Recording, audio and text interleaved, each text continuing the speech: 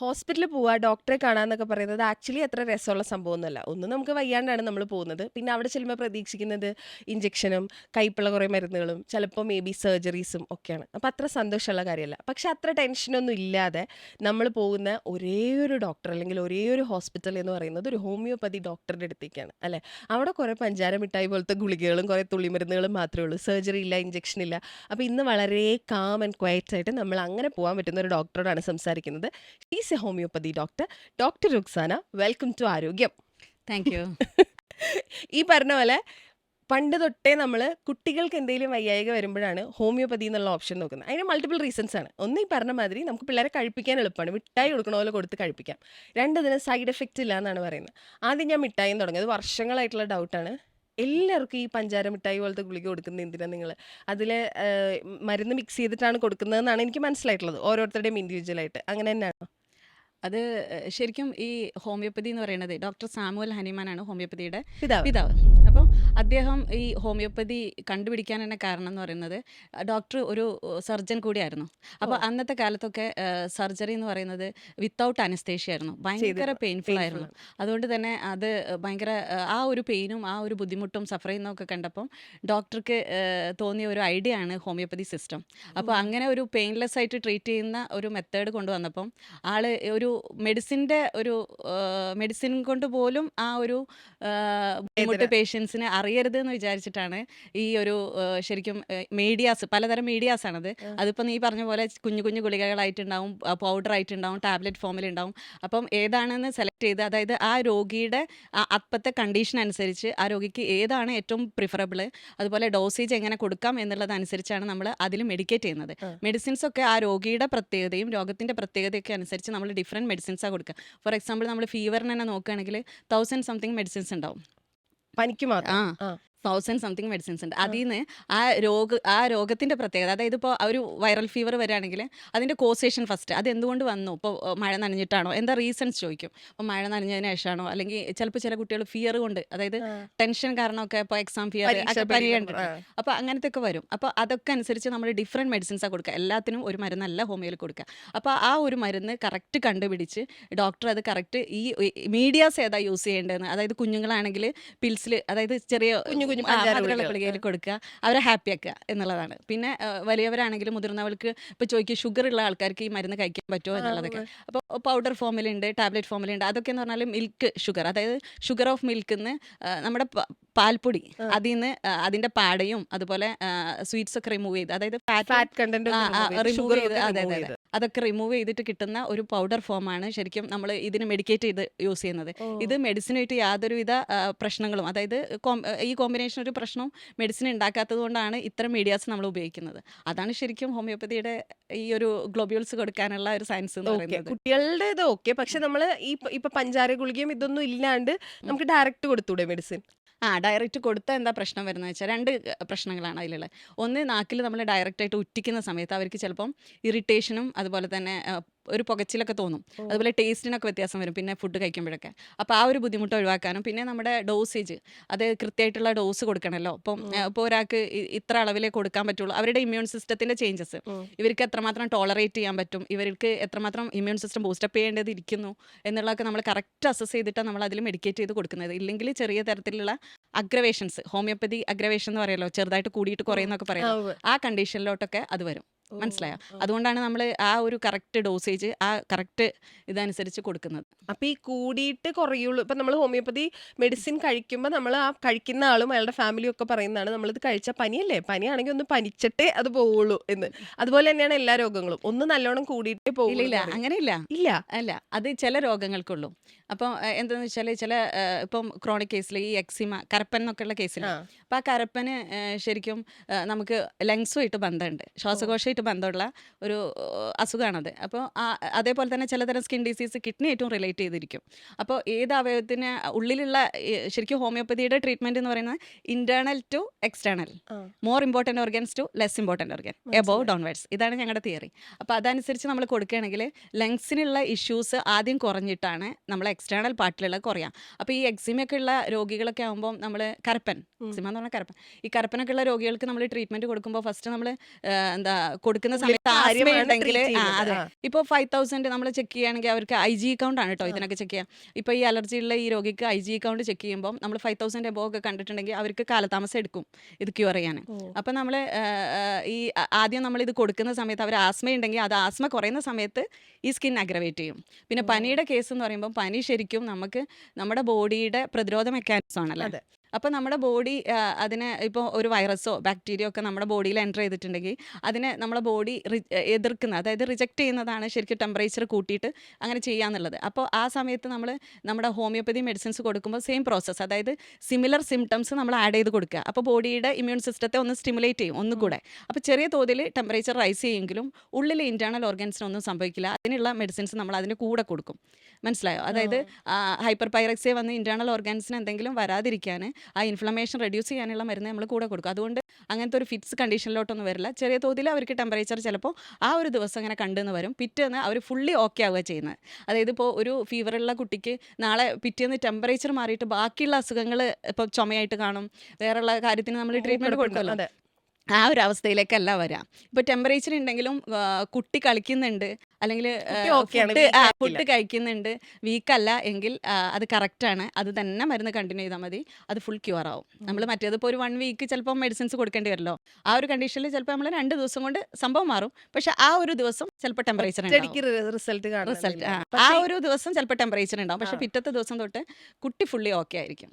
പക്ഷെ നമ്മളിപ്പോൾ യൂഷ്വലി ഇപ്പോൾ കുട്ടികൾക്കാണെങ്കിൽ ഇപ്പോൾ ഈ പനിയുടെ കേസ് വരുമ്പോൾ ഇവർക്ക് പെട്ടെന്ന് ടെമ്പറേച്ചർ ഭയങ്കര കൂടരുതെന്ന് നമ്മൾ പറയുമല്ലോ.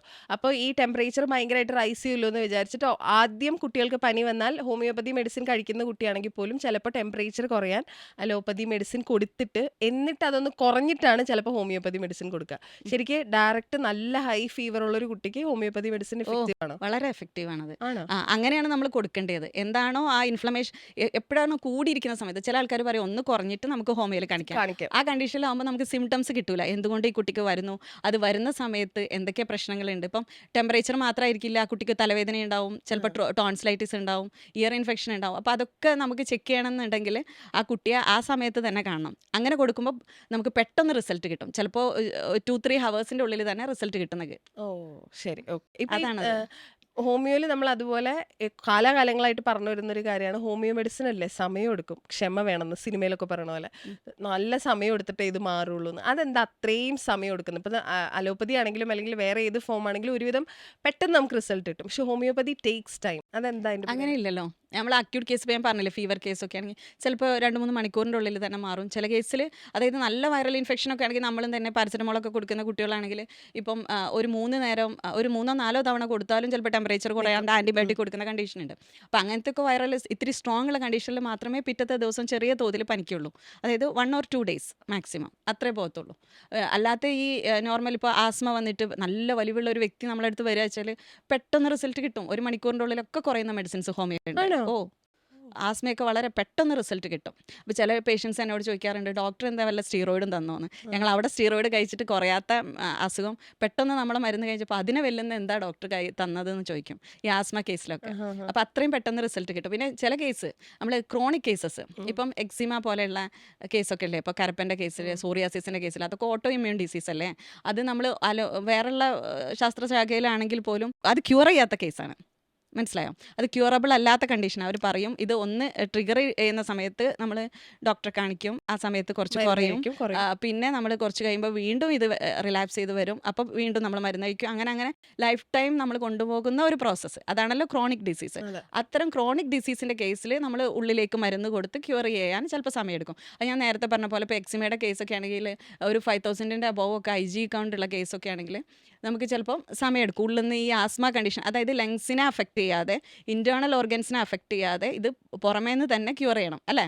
അല്ലെങ്കിൽ എന്താണ്, ഉള്ളിലേക്ക് വരും, അപ്പോൾ ആസ്മയായിട്ട് വരും, അപ്പോൾ ആസ്മയ്ക്ക് നമ്മൾ മരുന്ന് കഴിക്കും, പിന്നെയും സ്കിൻ ഡിസീസ് വരും. അപ്പോൾ ഈ ഒരു കണ്ടീഷൻ ഇങ്ങനെ കണ്ടിന്യൂ ചെയ്തുകൊണ്ടിരിക്കും. അപ്പോൾ അതിൽ നിന്ന് അതെ റോള് അങ്ങനെ പോയിക്കൊണ്ടിരിക്കും. അപ്പോൾ അതിൽ നിന്ന് നമ്മൾ ഈ ഒരു മരുന്ന് കൊടുക്കുമ്പം ആശ്വാസം ഉണ്ടാവും. അതായത് ഉള്ളിൽ നിന്ന് ക്യൂർ ചെയ്യും. അപ്പോൾ പയ്യെ ചിലപ്പോൾ ആ ഒരു ദിവസം ചെറിയ അതായത് ചെറുതായിട്ട് അവിടെ ഇവിടെയൊക്കെ പൊങ്ങും.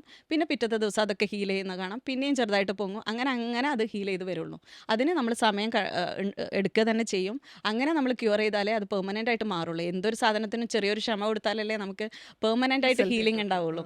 അതാണ് ആ കണ്ടീഷൻസ് വരുന്നത്. അല്ലാതെ ഹോമിയോപ്പതി സമയമെടുക്കുന്ന കേസൊന്നുമല്ല. ഓക്കെ. ഇതിപ്പം ഹോമിയോപ്പതി പറയുമ്പോൾ എത്രത്തോളം നമുക്ക് ഇഷ്ടമാണോ അത്രയും തന്നെ നമുക്ക് കുറേ വിശ്വാസങ്ങളുണ്ട് ഹോമിയോപ്പതിയെ കുറിച്ച്. ഇപ്പോൾ ഹോമിയോപ്പതി പറഞ്ഞ പോലെ ഈ വെള്ളം തരുന്നത് അത് ആ വിശ്വാസത്തോടെ കുടിച്ച വെറും വെള്ളമാണെങ്കിലും ശരീരത്ത് പിടിക്കും, അസുഖം മാറും എന്നൊക്കെ അങ്ങനെ പറയുന്ന കുറേ മിത്തുകൾ കിട്ടിയിട്ടുണ്ടാവില്ല. അപ്പോൾ ബീങ് എ ഹോമിയോപ്പതി ഡോക്ടർ, ഒരു അഡ്വാൻസ്ഡ് ഹോമിയോപ്പതി ഡോക്ടർ എന്ന നിലയിൽ ഡോക്ടർ അങ്ങനെ കേട്ടിട്ടുള്ള ഇത് എന്ത് മണ്ടത്തരാണ് പറയുന്നതെന്ന് തോന്നിയിട്ടുള്ള അബൌട്ട് ഹോമിയോപ്പതി ഉണ്ടാവുമല്ലോ മിത്തുകൾ, അതെന്തൊക്കെയാ? ഇതൊക്കെ തന്നെ പ്ലാസിബോ എഫക്റ്റ് ആണ്. അതായത് ഡോക്ടറിൻ്റെ ഒരു ഇതുകൊണ്ട് മാത്രമാണ്, ഡോക്ടറിനേൽ വിശ്വാസം കാരണമാണ് ആ പേഷ്യൻസിന് ക്യൂർ ആവുന്നത് എന്നൊക്കെയുള്ള ഓരോ മിത്തുകളുണ്ട്. അതിനിപ്പോൾ നമ്മൾ മറുപടി കൊടുക്കുന്നത് എന്താണെന്ന് വെച്ചാൽ, ഇപ്പോൾ കുഞ്ഞു പിള്ളേരിലാണെങ്കിൽ, ഇപ്പോൾ ജനിച്ച കുട്ടികളിൽ അല്ലെങ്കിൽ ഒരു 1 ഇയറിൻ്റെ താഴെയുള്ള കുട്ടികൾക്കൊന്നും നമുക്ക് അറിയില്ലല്ലോ, ഡോക്ടറെ അറിയില്ല, കഴിക്കുന്ന മരുന്ന് അറിയില്ല. പക്ഷെ അവർക്ക് എങ്ങനെയാണ് ക്യൂർ ആവുന്നത്? അതുപോലെ തന്നെ നമ്മൾ മൃഗങ്ങളിൽ കൊടുക്കും. ഞാൻ ഒരുപാട് ഈ പട്ടികൾക്കും പൂച്ചകൾക്കൊക്കെ ഇവിടെ എൻ്റെ ഒരു ഫ്രണ്ട് ഉണ്ട് ഇവിടെ, ഇങ്ങനെ ഒരു എന്താ പറയുക, ഈ സ്പ്രേ ഡോഗ്സൊക്കെ അവരൊക്കെ കെയർ ചെയ്യുന്ന ഒരു ലേഡി ഉണ്ട്. അപ്പോൾ അവർക്ക് ഞാനാണ് ശരിക്കും മരുന്ന് സപ്ലൈ ചെയ്യുന്നത്. അപ്പോൾ അവരെന്നോട് പറയും, ഡോക്ടറെ പെട്ടെന്ന് ഇതിന് റിസൾട്ട് കിട്ടുന്നുണ്ട്. നമ്മൾ സാധാരണ അവർ കൊടുക്കുന്ന മറ്റേ മരുന്നുകളൊക്കെ കൊടുക്കുമ്പം അത് കണ്ടിന്യൂ ചെയ്താലും അത് കുറയാത്ത കേസ് വരുമ്പോൾ എന്നോട് പറയും. അപ്പോൾ കൊടുക്കുമ്പോൾ പെട്ടെന്ന് പിറ്റേന്ന് തന്നെ റിസൾട്ട് കിട്ടുന്നത്. ഇപ്പോൾ സ്കിൻ ഡിസീസൊക്കെ ഞാൻ നേരത്തെ പറഞ്ഞ പോലെ നമ്മൾ മനുഷ്യർക്കാണെങ്കിൽ ഒരുപാട് ചിലപ്പോൾ 6 മന്ത് എടുക്കും, ചിലപ്പോൾ 1 ഇയർ എടുക്കുന്ന കേസുകളൊക്കെ ഉണ്ട്. അപ്പം ഈ ഒരു സമയത്ത് ഇവർക്ക് 2-3 ദിവസം കൊണ്ടൊക്കെ ക്യൂർ ആവുന്നുണ്ട്. അതിൻ്റെ അർത്ഥം നമ്മൾ ഹോമിയോപ്പതി മരുന്നുകൾ കഴിക്കുമ്പോൾ ചില സാധനങ്ങളൊക്കെ അവോയ്ഡ് ചെയ്യേണ്ടതിരിക്കും. കാരണം നമ്മുടെ ഒരു ഇമ്മ്യൂൺ സിസ്റ്റത്തെ സ്റ്റിമുലേറ്റ് ചെയ്യുന്ന മെഡിസിൻസ് ആണ് ഹോമിയോപ്പതി മരുന്ന് എന്ന് പറയുന്നത്. അത് ഞാൻ പറഞ്ഞില്ലേ, സിമിലർ സിംറ്റംസ് ഉപയോഗിച്ച് അത് കറക്റ്റ് മെഡിസിൻസ് കണ്ടുപിടിക്കണം. കറക്റ്റ് നമ്മൾ ഡയഗ്നോസിങ് കറക്റ്റ് ആയിരിക്കണം. ആ പേഷ്യൻറ്റിനെ ഡയഗ്നോസ് ചെയ്യണം കറക്റ്റ് ആയിരിക്കണം. അതായത് അവരുടെ സിംറ്റംസ് എന്തൊക്കെയാണെന്നൊക്കെ കറക്റ്റ് വാച്ച് ചെയ്ത് കണ്ടുപിടിച്ച് നമ്മൾ കൃത്യമായിട്ട് കൊടുക്കുകയാണെങ്കിൽ അത് ശരിക്കും നമുക്ക് ഇങ്ങനെ കംപ്ലീറ്റ് ആയിട്ട് അത് ക്യൂർ ചെയ്ത് കൊണ്ടുവരാൻ പറ്റും, പറിച്ചു കളയാൻ പറ്റും. അപ്പോൾ ആ ഒരു കേസിൽ നമ്മൾ മനുഷ്യന്മാരുടെ കേസാകുമ്പോൾ നമ്മൾ ഈ പറഞ്ഞ ഇതിനോട് ഈ നമ്മുടെ മരുന്നിന് ചേരാത്ത കുറേ സാധനങ്ങളുണ്ട്. ഇപ്പോൾ കോഫി, ചോക്ലേറ്റ്സ്, ഡ്രഗ്സ് അടിക്കുന്ന ആൾക്കാർക്ക്, അതുപോലെ ഡ്രിങ്ക്സ് കഴിക്കുന്ന ആൾക്കാർ, അപ്പോൾ അങ്ങനത്തെ ഒക്കെ സാധനങ്ങൾ നമ്മൾ അവോയ്ഡ് ചെയ്യണം. പക്ഷേ ഈ മൃഗങ്ങളെ കേസിൽ ഇപ്പോൾ നമ്മൾ പറഞ്ഞാലും നമ്മൾ കൊടുക്കുന്നതല്ലേ അത് കഴിക്കുള്ളൂ. അപ്പോൾ അതുകൊണ്ടായിരിക്കാം എന്ന് എനിക്ക് തോന്നുന്നു പെട്ടെന്ന് അതിന് റിസൾട്ട് കിട്ടുന്നുണ്ട്. കുട്ടികളിൽ കൊടുക്കുമ്പോഴും ഇത് തന്നെയാണ് സംഭവം. അതായത് കുട്ടികളിൽ കൊടുക്കുമ്പോഴും അത് എല്ലാവരും പറയില്ലേ കുട്ടികൾക്കാണ് ഹോമിയോപ്പതി എന്ന്. അപ്പോൾ അതിൻ്റെ റീസൺ അതാണ്. അതായത് കുട്ടികൾക്ക് പെട്ടെന്ന് ഇതിന് റിസൾട്ട് കിട്ടാൻ അവർക്ക് പ്രത്യേകിച്ച് ഹാബിറ്റ്സ് ഒന്നുമില്ല. അപ്പോൾ അവർക്ക് നമ്മൾ കൊടുക്കുന്ന ഫുഡും കാര്യങ്ങളും അവർ കഴിക്കുള്ളൂ. അപ്പോൾ അവർക്ക് അത് കൊടുക്കുമ്പോൾ പെട്ടെന്ന് റിസൾട്ട് കിട്ടും. അപ്പോൾ ഈ ഹോമിയോപ്പതിക്ക് ഈ വെറ്റിനറി ഡോക്ടർ വേറെ ആയിട്ടില്ല? ഇല്ല, അങ്ങനെ ഒരു നോർമൽ ഹോമിയോപ്പതി ഡോക്ടർ തന്നെയാണോ മൃഗങ്ങളെ ചികിത്സിക്കുക? അത് നമുക്ക് ചെയ്യാൻ പറ്റും, പക്ഷെ അങ്ങനെ ഓക്കെ. അപ്പോൾ ഈ ഒരു ഹോമിയോപ്പതി ഡോക്ടർ തന്നെ പറഞ്ഞാൽ കേട്ടത് ഹോമിയോപ്പതിക്ക് ലിമിറ്റേഷൻസ് ഉണ്ട് എന്ന്. അതായത് ഇപ്പോൾ ഒരു ഫ്രാക്ചർ വന്നാൽ ഒരാളും ഒരു ഹോമിയോപ്പതി ഡോക്ടറെ അടുത്തേക്ക് ഓടി വരില്ല, കാരണം നമുക്കറിയാം അവിടെ നിന്ന് അതിന്റെ ട്രീറ്റ്മെന്റ് കിട്ടില്ല എന്ന്. അതുപോലെ ഈ ലിമിറ്റേഷൻസിൽ എന്തൊക്കെ പെടും ഹോമിയോപ്പതിയിൽ ഫസ്റ്റ്, അതായത് നമ്മൾ ഫ്രാക്ചർ വരുന്ന സമയത്ത് കൊടുക്കുന്ന കെയറുകളില്ലേ, അത് ഹോമിയോപ്പതിയിലില്ല. അത് ശരിയാണ്. പെട്ടെന്ന് അവർക്ക് പെയിൻ റിലീഫ് വേണം, പിന്നെ ചിലപ്പോൾ സർജിക്കൽ കേസസ് ഉണ്ടാവും. അപ്പോൾ പക്ഷേ അതിനുശേഷം ബോണിൻ്റെ റീജോയിനിങ്ങിനും അതുപോലെ തന്നെ ടെൻഡൻ എന്തെങ്കിലും ഇൻഫ്ലമേഷൻ വന്നിട്ടുണ്ടെങ്കിലൊക്കെ പെട്ടെന്ന് മാറാനുള്ള മരുന്ന് ഹോമിയോയിലുണ്ട്. അപ്പോൾ ഫ്രാക്ചറിന് നമ്മൾ മരുന്ന് കൊടുക്കുന്നുണ്ട്. ഇപ്പം ഫ്രാക്ചർ വന്നിട്ട് കിടക്കുന്ന ആൾക്കാർക്ക് ശരിക്കും പെയിൻ കില്ലേഴ്സും അതുപോലെ തന്നെ കാൽഷ്യം ടാബ്ലറ്റൊക്കെ അല്ലേ കൊടുക്കുന്നത്. ആ സമയത്ത് നമ്മളെ ഡ്രോപ്സും അതുപോലെ ടാബ്ലറ്റ്സ് ഒക്കെ കൊടുത്തു കഴിഞ്ഞാൽ അവർക്കിപ്പോൾ ഒരു 2 മാസം റെസ്റ്റ് ചെയ്യേണ്ട കേസിൽ ചിലപ്പം ഒരു 3 വീക്സ് കൊണ്ടോ 1 മന്ത് സെറ്റ് ആവും. ഓക്കെ. അതല്ലാണ്ട് അത് ഏജ്ഡ് ആയിട്ടുള്ള ഒരു ലേഡിക്ക് പോലും അങ്ങനെ ഉണ്ടായിട്ടുണ്ട്. ബെഡ് റിഡൺ ആയിട്ട് കിടക്കുന്ന ഒരു ലേഡി ഉണ്ടായിരുന്നു. അവർക്ക് ഒട്ടും അതായത് ഏജ്ഡ് ആണ്, അവർ ഒരു 80 ഒക്കെ ഉണ്ടാവും. അപ്പോൾ ബാത്റൂമിലെങ്ങാണ്ട് സ്ലിപ്പായിട്ട് ഹിപ്പ് ജോയിൻസ്, അപ്പോൾ അവർക്ക് സർജറി ചെയ്യാൻ പറ്റില്ല. അപ്പോൾ ആ കണ്ടീഷനിൽ വേറൊരു രക്ഷയില്ല, കാരണം അത്ര ഏജായി, ഇനി സർജറി ചെയ്യാൻ പറ്റില്ല. അപ്പോൾ ആ കണ്ടീഷനിൽ നമ്മളെ മരുന്ന് കൊടുത്തപ്പം അത് ഇമ്പ്രൂവ് ആയിരുന്നു അവർക്ക്. ഹോമിയോപ്പതിക്ക് അങ്ങനെ ലിമിറ്റേഷൻസ് എന്ന് പറഞ്ഞാൽ ഇതേപോലെ എമർജൻസി കേസസ് ഒക്കെ വരുമ്പോൾ ഇപ്പോൾ പെട്ടെന്ന് സർജറി ചെയ്യണം, ആക്സിഡൻ്റൽ കേസ് അങ്ങനെയൊക്കെ വരുമ്പോൾ നമുക്ക് ലിമിറ്റേഷൻസ് ഉണ്ട്. പിന്നെ ക്യാൻസർ 4th സ്റ്റേജ്, ഒരു സ്റ്റേജ് കിടക്കുമ്പോൾ അതിൻ്റേതായിട്ടുള്ള പ്രശ്നങ്ങളൊക്കെ ഉണ്ടാവുമല്ലോ.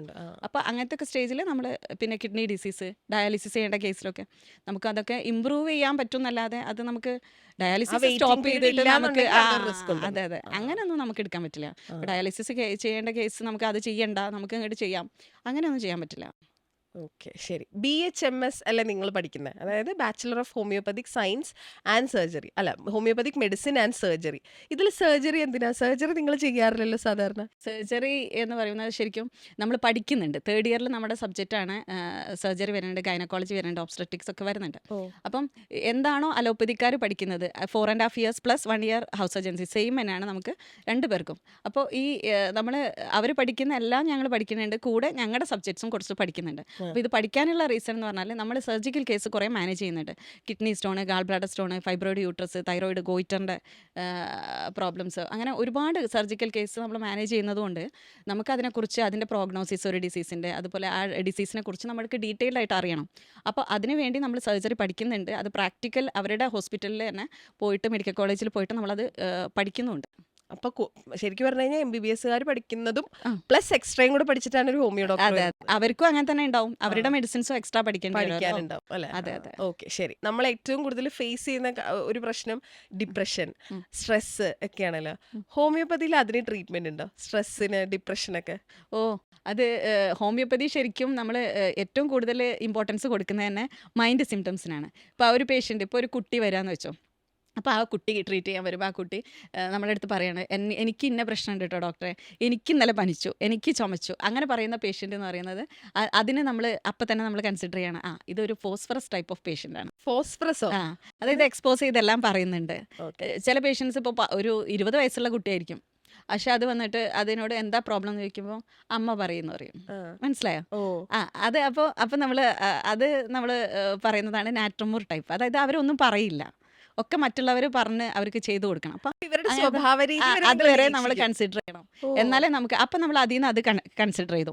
പിന്നെ ബാക്കി കാര്യങ്ങൾ നമ്മൾ അവരോട് ചോദിക്കുകയാണ്. ഇപ്പം നിങ്ങൾക്ക് വേറെ എന്തൊക്കെയാണ്, അപ്പോൾ ആ കുട്ടിക്ക് ചുമയുണ്ടോ, കഫക്കെട്ടുണ്ടോ, പിന്നെ നമ്മൾ അതിൽ നിന്ന് ഇങ്ങനെ ആ മെഡിസിൻസിനെ ഐസൊലേറ്റ് ചെയ്ത് കൊണ്ടുവരിക. അതായത് ഏത് മെഡിസിൻ ആയിരിക്കും ഏറ്റവും സ്യൂട്ടബിൾ എന്ന് കൊണ്ടുവരികയാണ്. അപ്പോൾ നമ്മൾ ഹോമിയോപ്പതി ഡോക്ടേഴ്സിന് വളരെ ബുദ്ധിമുട്ടാണ് ഒരു കേസ് ട്രീറ്റ് ചെയ്ത് മാറ്റുക എന്നുള്ളത്. മനസ്സിലായോ? അതായത് അത്രയും അഗാധമായി ഒരു പേഷ്യൻറ്റിനെ പഠിച്ചാൽ മാത്രമേ നമുക്ക് മരുന്ന് കൊടുക്കാൻ പറ്റുള്ളൂ. അതാണ് ഞാൻ നേരത്തെ പറഞ്ഞത്, ഒരു പനിക്ക് തന്നെ ആയിരക്കണക്കിന് മെഡിസിൻസ് ഉണ്ട്. അത് എന്തുകൊണ്ട് വന്നു എന്നുള്ളത് വളരെ കൃത്യമായിട്ട് നമുക്ക് കണ്ടുപിടിക്കണം. അതായത് ഒരു ഉദാഹരണത്തിന് ഒരു കുട്ടിക്ക് പനിയായിട്ട് വന്നു എൻ്റെ അടുത്ത്. അപ്പം ആദ്യം അവർ കുറേ പനിക്ക് ഒരു 1-2 ആഴ്ച ഹോസ്പിറ്റലിൽ അഡ്മിറ്റ് ആയിരുന്നു, പിന്നെ വീണ്ടും പനിക്കുന്നു. അപ്പം ആ കുട്ടിയെ കൊണ്ടുവന്നപ്പോൾ ഞാൻ അതിൻ്റെ കേസൊക്കെ എടുത്തപ്പോൾ ഞാനും പനിക്ക് മെഡിസിൻസ് കൊടുത്തു.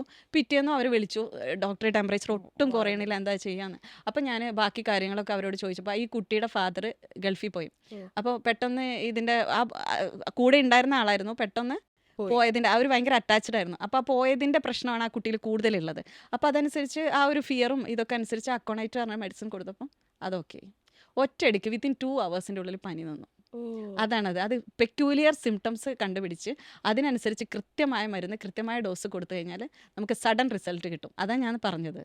ഇങ്ങനത്തെ അക്യൂട്ട് കേസിൽ കേട്ടോ. ക്രോണിക് കേസ് ഞാൻ നേരത്തെ പറഞ്ഞ പോലെ അത് സമയത്ത് തന്നെ ട്രീറ്റ് ചെയ്യാൻ പറ്റുള്ളൂ. അതിന് ഇച്ചിരി ക്ഷമ കൊടുക്കേണ്ടി വരും, എന്നാലേ നമുക്ക് കംപ്ലീറ്റ് ആയിട്ട് മാറ്റിയെടുക്കാൻ പറ്റുള്ളൂ. ചെറിയ ഇതുപോലെയുള്ള ചെറിയ അസുഖങ്ങൾ, ചെറിയ മുറിവുകൾ, അല്ലെങ്കിൽ ഇങ്ങനത്തെ പനി, ശ്വാസം മുട്ട്, അങ്ങനത്തെ കാര്യങ്ങളിലൊക്കെ, അല്ലെങ്കിൽ ചുമ വന്നു, അത് നമ്മൾ കുറേ ലോങ് ആയിട്ട് വെച്ചുകൊണ്ടിരിക്കാൻ പറ്റില്ലല്ലോ. അപ്പോൾ അതൊക്കെ പിറ്റേന്ന് തന്നെ മാറും. അതായത് നെക്സ്റ്റ് ഡേ തന്നെ അതിൻ്റെ റിസൾട്ട് ഈവൻ 50% അത് കുറയും. ഓക്കെ, ഇപ്പൊ നമ്മൾ സംസാരിച്ചത് ആങ്സൈറ്റി പോലെയുള്ള പ്രശ്നങ്ങൾ, ഡിപ്രഷൻ പോലെയുള്ള പ്രശ്നങ്ങൾ, വേറെ ഹെൽത്തിന് പ്രശ്നങ്ങളൊന്നുമില്ല. പക്ഷെ വളരെ ഇന്റേണലി മേ ബി ഭയങ്കര സ്ട്രെസ്ഡ് ആയിരിക്കും. ഡിപ്രഷൻ ആണോ എന്ന് പോലും അറിയില്ല. ചിലപ്പോൾ ഭയങ്കര ആങ്സൈറ്റി പ്രശ്നങ്ങൾ ഉണ്ടാവും. അങ്ങനെയുള്ള ഒരാൾക്ക് ഒരു ഹോമിയോ ഡോക്ടറെ വന്ന് കൺസൾട്ട് ചെയ്യാവോ? മരുന്ന് കൊടുത്താൽ നല്ല അതാണ് പറഞ്ഞത്, നല്ല മെഡിസിൻസ് ഹോമിയോയിലുണ്ട്. മൈൻഡ് നമ്മൾ വളരെയധികം കൺസിഡർ ചെയ്യും.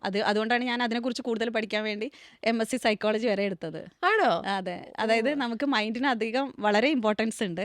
അപ്പോൾ ആ മൈൻഡിൻ്റെ ഇമ്പോർട്ടൻസ് നമുക്ക് നമ്മുടെ ട്രീറ്റ്മെൻറ്റിൽ അത് വളരെ ഇമ്പോർട്ടൻ്റ് ആണ്. അതുകാരണം നമുക്ക് അതിനെക്കുറിച്ച് കൂടുതലായിട്ട് പഠിക്കണം. അതുകൊണ്ട് തന്നെ നമ്മളിപ്പോൾ ഏതൊരു ഡിസീസ് എടുക്കുകയാണെങ്കിലും, ഇപ്പം നമ്മളിപ്പോൾ ഏതൊരു പേഷ്യൻസ് വരികയാണെങ്കിലും, ഇപ്പോൾ എല്ലാവർക്കും ഉണ്ടാവില്ലേ പ്രശ്നങ്ങൾ, വീട്ടിലെ പ്രശ്നങ്ങളുണ്ടാവും, ഓഫീസിലെ പ്രശ്നങ്ങളുണ്ടാവും. ഇപ്പോൾ സ്ട്രെസ്ഫുൾ ആയിട്ടുള്ള ലൈഫല്ലേ, പണ്ടത്തെ പോലെയൊന്നും അല്ലല്ലോ. അപ്പോൾ അവർ ഒരുപാട് പ്രശ്നങ്ങളുണ്ട്. അപ്പോൾ ആ പ്രശ്നമായിരിക്കും അവരുടെ അസുഖങ്ങളിൽ റിഫ്ലക്റ്റ് ചെയ്യുന്നത്, അല്ലേ? ഇപ്പോൾ ചില പേഷ്യൻസ് വന്ന് ഒരു ബന്ധമില്ലാത്ത കാര്യങ്ങൾ പറയും. ഇവിടെ വേദന, അതിന് റിലേറ്റ് ചെയ്യാത്ത വേറൊരു സ്ഥലത്തായിരിക്കും വേറൊരു വേദന പറയുന്നത്, വേറെ പ്രശ്നങ്ങൾ പറയുന്നത്. ഡയഗ്നോസ് ചെയ്യാൻ നമുക്ക് ഭയങ്കര ഡിഫിക്കൽട്ടായിരിക്കും. അപ്പോൾ ഇവർ ഈ ഡോക്ടേഴ്സിൻ്റെ അടുത്ത് മറ്റേ പോയി കുറേ മരുന്നുകൾ കഴിച്ചു ലാസ്റ്റ് ഹെക്റ്റിക് ആയിട്ടായിരിക്കും വരുന്നത്. അപ്പോൾ കറക്റ്റ് നോക്കിക്കഴിഞ്ഞാൽ നമുക്ക് മനസ്സിലാക്കാൻ പറ്റും എന്തായിരുന്നു അവരുടെ റൂട്ട് കോസ് എന്ന്. മനസ്സിലായോ? അവർക്ക് ഒരു ഫീൽ ചെയ്യുന്നതാണത്. അതായത് നമ്മൾക്ക് ശരിക്കും അസുഖം ഉണ്ട് എന്ന് ഫീല് വരെ ചെയ്യും.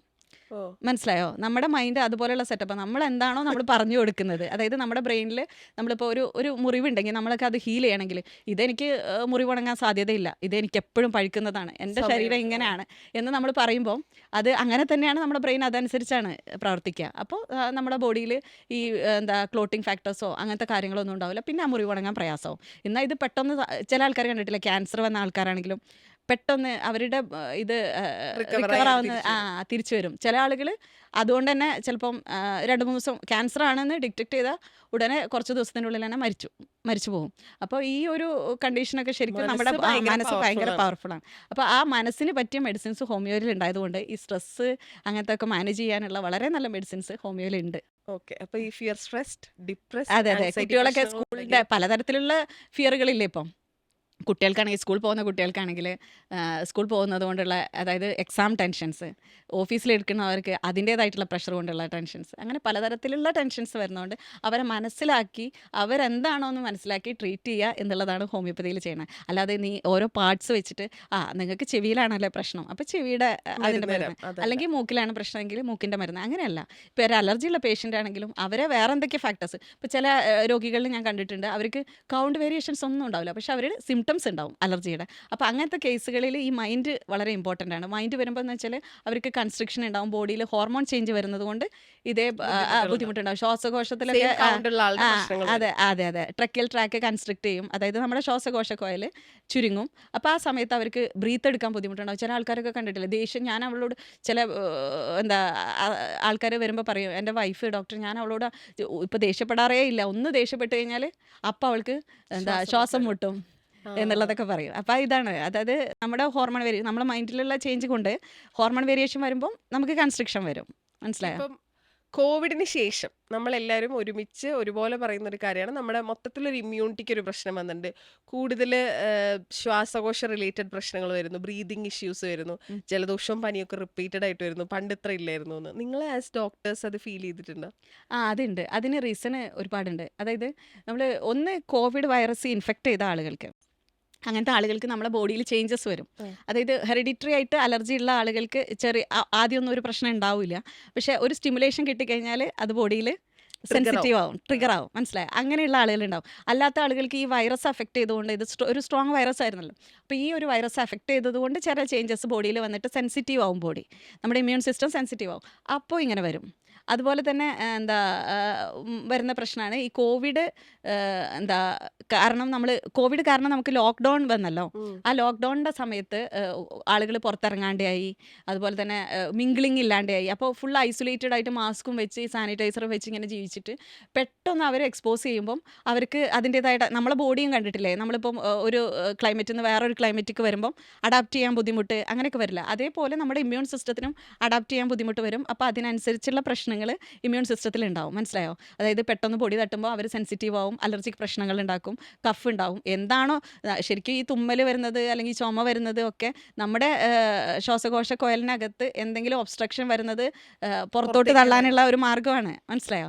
അപ്പോൾ അങ്ങനെ ഇവർ സെൻസിറ്റീവ് ആകുമ്പോൾ നമ്മുടെ ശരീരത്തിന് തോന്നുകയാണ് എന്താ ഇങ്ങനെ വരുന്ന സാധനങ്ങളൊക്കെ ഇങ്ങനെ ഒബ്സ്ട്രക്റ്റ് ചെയ്യും, ബുദ്ധിമുട്ടുണ്ടാക്കും എന്നുള്ളത്.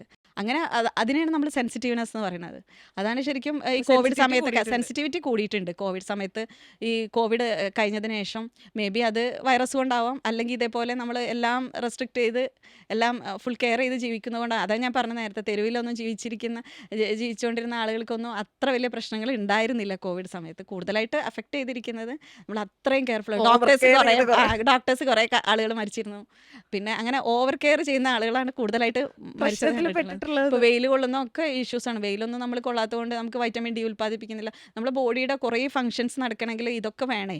നമുക്ക് വൈറ്റമിൻസ് വേണം, നമ്മുടെ ബോഡിക്ക് മിനറൽസ് വേണം, അതുപോലെ നമ്മൾ എക്സ്പോസ് ചെയ്ത് ജീവിക്കണം. നമ്മൾ മിങ്കിൾ ചെയ്ത് ജീവിക്കുമ്പോൾ തന്നെ നമുക്ക് അതിനൊക്കെ ഉള്ള ഒരു പ്രൊട്ടക്ഷൻ ബോഡിക്ക് ഉണ്ടാവുള്ളൂ. നമ്മളെപ്പോഴും കെയർ ചെയ്ത് കൊണ്ട് നടന്നാൽ അതിനനുസരിച്ച് നമ്മൾ പിന്നീട് അത് എക്സ്പോസ് ചെയ്യുമ്പോൾ ബുദ്ധിമുട്ടുണ്ടാക്കും.